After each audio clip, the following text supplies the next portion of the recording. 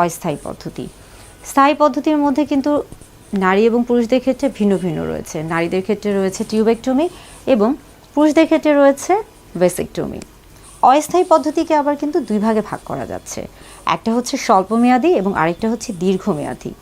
স্বল্পমেয়াদী অর্থাৎ হচ্ছে এটাকে আপনি আপনার যখন ভালো লাগছে বা আপনি যখন চাইছেন তখন এটাকে আপনি গ্রহণ করতে পারেন, আবার যখন আপনি মনে করবেন তখন এটিকে কিন্তু যে কোনো সময় আপনি এটা ব্যবহার করা থেকে বা গ্রহণ করা থেকে বিরত থাকতে পারেন। তবে এটা মূলত হচ্ছে স্বল্প সময়ের জন্য হয়ে থাকে। এবং অস্থায়ীর মধ্যেও যেটা আছে যে দীর্ঘমেয়াদী, সেটাও কিন্তু আপনি চাইলে, অর্থাৎ এটাও কিন্তু রিভার্সিবল, আপনি যখন চান আপনি কিন্তু চাইলে সেটাকে আবার পুনরায় কিন্তু ব্যবহার করা থেকে নিজেকে বিরত রাখতে পারেন। এখন আসি যে অস্থায়ী পদ্ধতির মধ্যে একটি হচ্ছে স্বল্পমেয়াদী এবং আরেকটি হচ্ছে দীর্ঘমেয়াদী।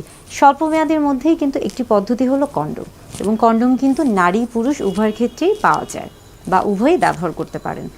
এখন কন্ডোম ছাড়াও আরও বেশ কিছু স্বল্পমেয়াদী অস্থায়ী পদ্ধতি রয়েছে, এবং সেগুলো হচ্ছে মূলত মহিলাদের ক্ষেত্রে বিভিন্ন ধরনের খাবার বড়ি বা আমরা বলে থাকি ওসিপি, ওরাল কন্ট্রাসেপটিভ পিল পাওয়া যায়। বাজারে বিভিন্ন রকমের পিল রয়েছে, যেমন মিনি পিল রয়েছে, কম্বাইন্ড পিল রয়েছে। অর্থাৎ মিনি পিল যেটাতে কিনা শুধুমাত্র প্রজেস্টেরন হরমোনটা থাকে, আর কম্বাইন্ড পিলে সেখানে কিন্তু হচ্ছে বিভিন্ন ধরনের হরমোন একসাথে থাকে। পিল ছাড়াও আরও বেশ কিছু জন্ম নিয়ন্ত্রক রয়েছে, এগুলো হচ্ছে অস্থায়ী এবং স্বল্পমেয়াদীর মধ্যে। যেমন আপনার রয়েছে ইমপ্ল্যান্ট।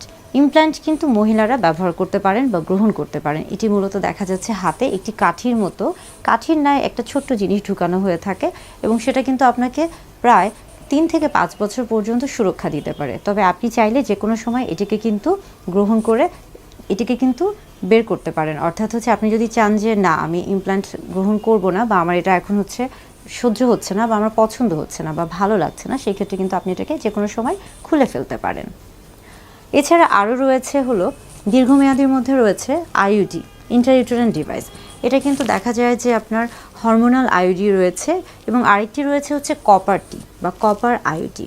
এক্ষেত্রে এটা মূলত একটা টি শেপের একটা পদার্থ, যেটা কিনা নারীর জরায়ুতে প্রবেশ করানো হয়ে থাকে। এটাকে মূলত ম্যানুয়ালি অর্থাৎ হাত দিয়ে হচ্ছে প্রবেশ করানো হয়ে থাকে। চিকিৎসকরা অর্থাৎ যারা প্রশিক্ষণপ্রাপ্ত রয়েছেন তারা এটিকে প্রবেশ করান।